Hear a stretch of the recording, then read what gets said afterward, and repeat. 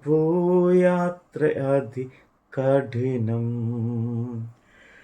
പ്രതികൂലങ്ങളനുനിമിഷം. മരുഭൂയാത്ര അതികഠിനം, പ്രതികൂലങ്ങളനുനിമിഷം.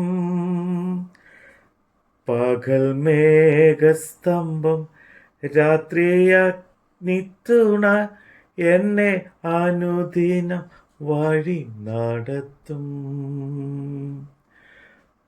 പകൽ മേഘസ്തംഭം, രാത്രി അഗ്നിത്തുണ എന്നെ അനുദിനം വഴി നടത്തും. അപ്പോസ്തല പ്രവൃത്തികൾ അധ്യായം 14. ഇക്കോന്യയിൽ അവർ ഒരുമിച്ച് യഹൂദന്മാരുടെ പള്ളിയിൽ ചെന്നു. യഹൂദന്മാരിലും യവനരിലും വലിയൊരു പുരുഷാരം വിശ്വസിപ്പാൻ തക്കവണ്ണം സംസാരിച്ചു. വിശ്വസിക്കാത്ത യഹൂദന്മാരോ ജാതിയുടെ മനസ്സ് സഹോദരന്മാരുടെ നേരെ ഇളക്കി വഷളാക്കി. എന്നാൽ അവർ വളരെ കാലം അവിടെ പാർത്തു. കർത്താവിൽ ആശ്രയിച്ച് പ്രാഗൽഭ്യത്തോടെ പ്രസംഗിച്ചു കൊണ്ടിരുന്നു. അവൻ തൻ്റെ കൃപയുടെ വചനത്തിന് സാക്ഷി നിന്ന് അവരുടെ കൈയാൽ അടയാളങ്ങളും അത്ഭുതങ്ങളും ഉണ്ടാകുവാൻ വരം നൽകി. എന്നാൽ പട്ടണത്തിലെ ജനസമൂഹം ഭിന്നിച്ച് ചിലർ യഹൂദന്മാരുടെ പക്ഷത്തിലും ചിലർ അപ്പോസ്തലന്മാരുടെ പക്ഷത്തിലുമായി. അവരെ അവമാനിപ്പാനും കല്ലെറിയുവാനും ജാതികളും യഹൂദന്മാരും അവിടുത്തെ പ്രമാണികളോടുകൂടി ഒരു ആക്രമണം ഭാവിച്ചപ്പോൾ അവർ അത് ഗ്രഹിച്ച് ലുസ്ത്ര, ദെർബ എന്ന ലുക്കോവന്യ പട്ടണങ്ങളിലേക്കും ചുറ്റുമുള്ള ദേശത്തേക്കും ഓടിപ്പോയി അവിടെ സുവിശേഷം അറിയിച്ചു പോന്നു. ലുസ്ത്രയിൽ അമ്മയുടെ ഗർഭം മുതൽ മുടന്തനായി ഒരിക്കലും നടന്നിട്ടില്ലാത്തവരും കാലിന് ശക്തി ഇല്ലാതെയും ഉള്ളൊരു പുരുഷൻ ഉണ്ടായിരുന്നു. അവൻ പൗലോസ് സംസാരിക്കുന്നത് കേട്ട് അവനെ ഉറ്റുനോക്കി. സൗഖ്യം പ്രാപിപ്പാൻ അവന് വിശ്വാസമുണ്ട് എന്ന് കണ്ടിട്ട്, നീ എഴുന്നേറ്റ് കാലുകുന്നി നിവർന്നു നിൽക്കുക എന്ന് ഉറക്കെ പറഞ്ഞു. അവൻ കുതിച്ചെഴുന്നേറ്റ് നടന്നു. പൗലോസ് ചെയ്തത് പുരുഷാരം കണ്ടിട്ട്, ദേവന്മാർ മനുഷ്യരുടെ രൂപത്തിൽ നമ്മുടെ അടുക്കൽ ഇറങ്ങി വന്നിരിക്കുന്നു എന്ന് ലുക്കോവന്യ ഭാഷയിൽ നിലവിളിച്ചു പറഞ്ഞു. ബർണബാസ് ഇന്ദ്രൻ എന്നും പൗലോസ് മുഖ്യ പ്രസംഗനാകിയാൽ അവന് ബുധൻ എന്നും പേർ വിളിച്ചു. പട്ടണത്തിൻ്റെ മുമ്പിലുള്ള ഇന്ദ്രക്ഷേത്രത്തിൻ്റെ പുരോഹിതൻ കാളയെയും പൂമാലകളെയും ഗോപുരത്തിങ്കിൽ കൊണ്ടുവന്നു. പുരുഷാരത്തോടുകൂടെ യാഗം കഴിപ്പാൻ ഭാവിച്ചു.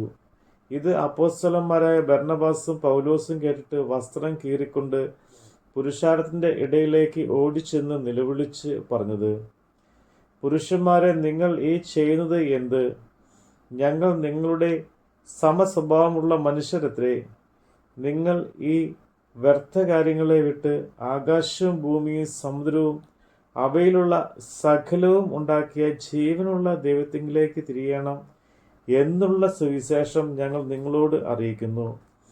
കഴിഞ്ഞ കാലങ്ങളിൽ അവൻ സകല ജാതികളെയും സ്വന്തം വഴികളിൽ നടപ്പാൻ സമ്മതിച്ചു. എങ്കിലും അവൻ നന്മ ചെയ്യുകയും ആകാശത്ത് നിന്ന് മഴയും ഫലപുഷ്ടിയുള്ള കാലങ്ങളും നിങ്ങൾക്ക് തരികയും ആഹാരവും സന്തോഷവും നൽകി നിങ്ങളെ തൃപ്തിയാക്കുകയും ചെയ്തു പോന്നതിനാൽ തന്നെക്കുറിച്ച് സാക്ഷ്യം തരാതിരുന്നിട്ടില്ല. അവർ എങ്ങനെ പറഞ്ഞു, തങ്ങൾക്ക് യാഗം കഴിക്കാതെ വണ്ണം പുരുഷാരത്തെ പ്രയാസത്തോടെ തടുത്തു.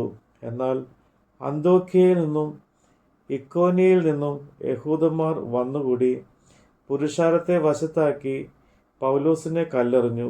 അവൻ മരിച്ചു എന്ന് വിചാരിച്ചിട്ട് അവനെ പട്ടണത്തിന് പുറത്തേക്ക് ഇഴച്ചു കളഞ്ഞു. എന്നാൽ ശിഷ്യന്മാർ അവനെ ചുറ്റി നിൽക്കയിൽ അവൻ എഴുന്നേറ്റ് പട്ടണത്തിൽ ചെന്നു. പിറ്റന്നാൾ ബർന്നബാസിനോട് കൂടെ ദെർബയിലേക്ക് പോയി. ആ പട്ടണത്തിലും സുവിശേഷം അറിയിച്ചു. പലരെയും ശിഷ്യന്മാരാക്കിയ ശേഷം അവൻ ലുസ്ത്ര, ഇക്കോന്യ, അന്തോക്യ എന്ന പട്ടണത്തേക്ക് മടങ്ങിച്ചെന്നു. വിശ്വാസത്തിൽ നിലനിൽക്കണം എന്ന് നാം അനേകം കഷ്ടങ്ങൾ കൂടി ദൈവരാജ്യത്തിൽ കടക്കേണ്ടതാകുന്നു എന്നും പ്രബോധിച്ച് ശിഷ്യന്മാരുടെ മനസ്സ് ഉറപ്പിച്ചു പോന്നു. അവർ സഭതോറും അവർക്ക് മൂപ്പന്മാരുടെയും നിയമിക്കുകയും ഉപവസിച്ചും പ്രാർത്ഥിച്ചും കൊണ്ട് തങ്ങൾ വിശ്വസിച്ച കർത്താവിങ്കൽ അവരെ ഭരമേൽപ്പിക്കുകയും ചെയ്തു. അവർ പിസിദിയിൽ കൂടി കടന്ന് പംഫുലിയിൽ എത്തി.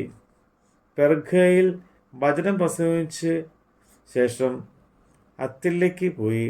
അവിടെ നിന്ന് കപ്പൽ കയറി അന്തോക്യയിലേക്ക് പോയി. തങ്ങൾ നിവർത്തിച്ച വേലയ്ക്കായി ദൈവകൃപയിൽ അവരെ ഭരമേൽപ്പിച്ചത് അവിടെ നിന്ന് ആയിരുന്നുവല്ലോ. അവിടെ എത്തിയ ശേഷം സഭയെ ഒരുമിച്ച് കൂട്ടി. ദൈവം തങ്ങളോടുകൂടെ ഇരുന്ന് ചെയ്തതൊക്കെയും ജാതികൾക്ക് വിശ്വാസത്തിൻ്റെ വാതിൽ തുറന്ന് കൊടുത്തതും അറിയിച്ചു. പിന്നെ അവൻ ശിഷ്യന്മാരോടുകൂടെ കുറെ കാലം അവിടെ പാർത്തു. നമ്മുടെ കർത്താവിൻ്റെ വചനമാണ് നമ്മൾ കേട്ടത്. ശരണമവൻ തരും തൻ ചിറകുകളിൽ കീഴിൽ പരിചയം പലകയുമാ പാരമൈനി പാരിടത്തിൽ ശരണമവൻ തരും തൻ ചിറകുകളിൻ കീഴിൽ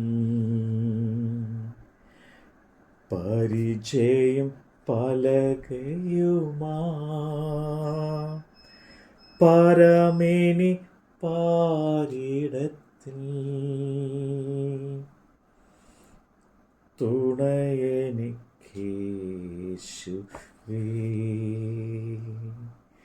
കുറവിനി ഇല്ലത്താ അനുദിന തൻ നിഴലിൽ